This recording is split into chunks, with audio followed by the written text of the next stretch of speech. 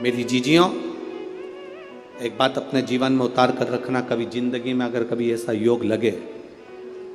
कभी तुम्हारे जीवन में कभी ऐसा लगे, अब तो थोड़ी शरद चालू हो गई, ठंडक चालू हो गई, तो मट्टी के पात्र का जल से शिव का अभिषेक कभी तो नहीं हो सकता, पर बैसाख महीने में,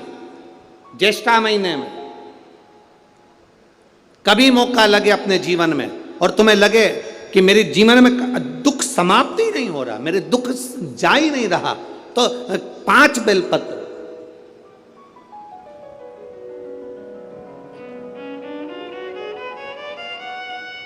पांच बेलपत्र, एक आप लोगों को देखो इस पत्र में शिवलिंग लगा हुआ है, तो हम आपको इसी से समझा देते हैं।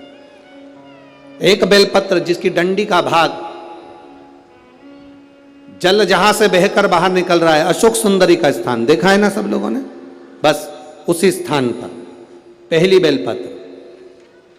दूसरी बेलपत्र पार्वती जी के स्थान पर, अर्थात जो जलाधारी है वहां पर। तीसरी बेलपत्र शंकर भगवान के शिवलिंग के सम्मुख में जहां आप बैठे हो वहां बैठकर डंडी का भाग विपरीत दिशा में रखकर, तीसरा बेलपत्र। चौथा बेलपत्र भगवान शंकर का जल जहां से नीचे गिर रहा है उस ओर सीधी बेलपत्र नीचे की ओर। और पांचवी बेलपत्र शंकर भगवान के अशोक सुंदरी के स्थान को छुआकर नंदी के पास रखकर, जो घड़े में जल है अर्थात मट्टी के पात्र में जो तुम जल लेकर गई हो, उस पात्र के जल से शंकर का अभिषेक कर देना, शिव को वो जल समर्पित कर देना। जिंदगी में कैसा भी दुख हो वो कटता ही है, वो दुख रह नहीं सकता, ये निश्चितता है।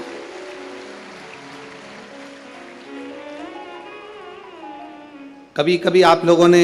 नागपुर में ऐसा दर्शन करा कि नहीं करा हमें नहीं मालूम, नागपुर की लीला तो हम नहीं जानते, पर हमारे उधर आज भी होता है। जब बैसाख का महीना आता है, ज्येष्ठा महीना आता है, गर्मी का समय आता है, तो शिव जी के ऊपर ऐसा ऐसा तिकोना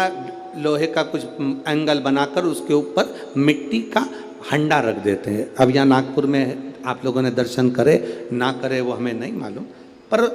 अभी तक चांदी का लगता था, अभी तक सोने का लगता, पीतल का लगता, तांबे का लगता, पर जैसे ही बैसाख का महीना आया, जैसे ही ज्येष्ठा महीना आया, वैसे ही मिट्टी का पात्र रख दिया जाता, उसमें से बूंद बूंद पानी शिव जी को समर्पित। करें दर्शन यहाँ पर, किसी ने करे यहाँ रखते हैं लोग, ठीक है।